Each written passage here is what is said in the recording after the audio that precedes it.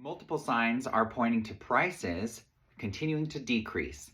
Let's talk about that and more in this week's segment of Market Watch.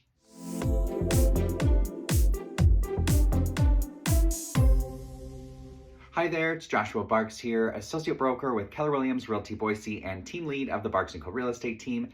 Thank you for tuning in to this week's segment of Market Watch. If you're new to the channel, we talk about the Boise area housing market on a regular basis, and about once a month we go into a deep dive into the market dynamics. Last report was the deep dive into the market dynamics, so the link to that's going to be in the description below.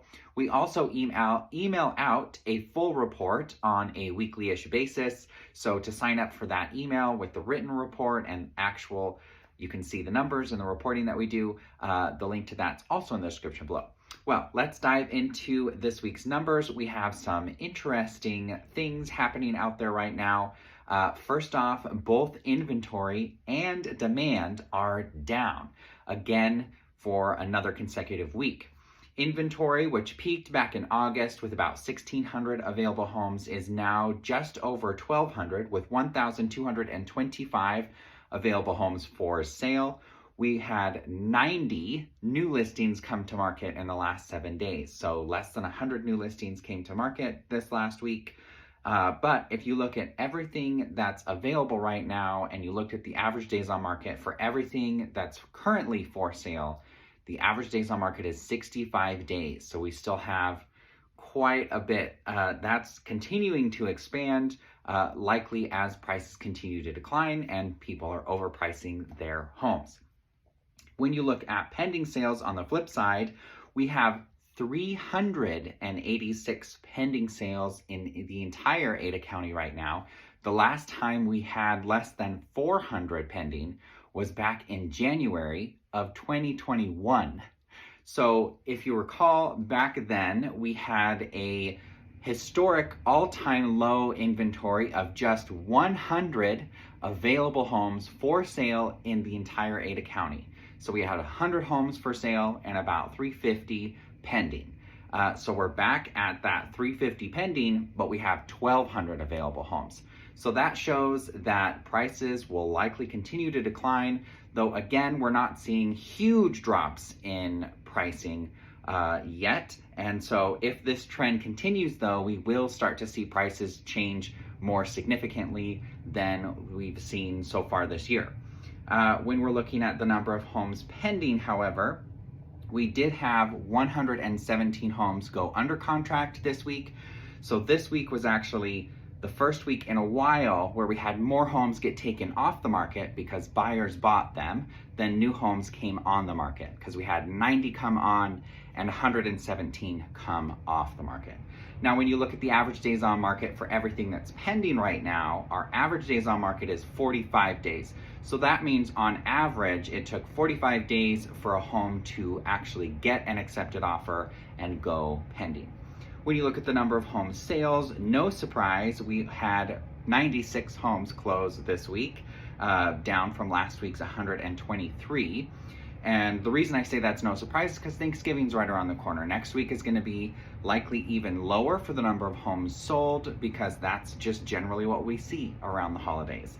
Next week is going to be another big pause. That's what we see every year, except this year, because interest rates are much higher than what we are used to and higher than where they started at the beginning of the year, we're likely to see it to be slower. I know I've said the last couple of updates that we're experiencing wintertime levels of activity essentially, and that is still the case.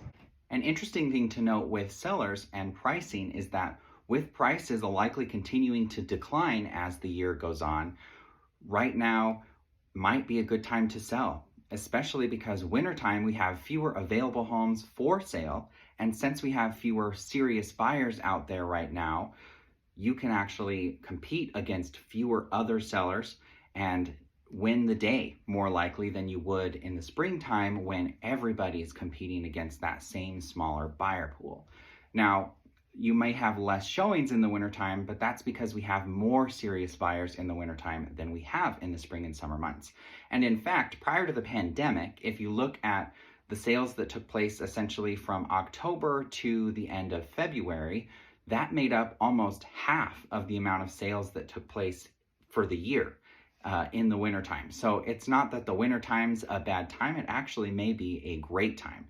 And then on the buyer side, like I said, an example with mortgage rates increasing is that every 1% increase in mortgage rates, you lose 10% of your purchasing power. So an example of that would be if you have a $600,000 asking price and a 5% interest rate, the mortgage payment on that $600,000 asking price is the same, if interest rates are 6%, is the same payment for a $540,000 house.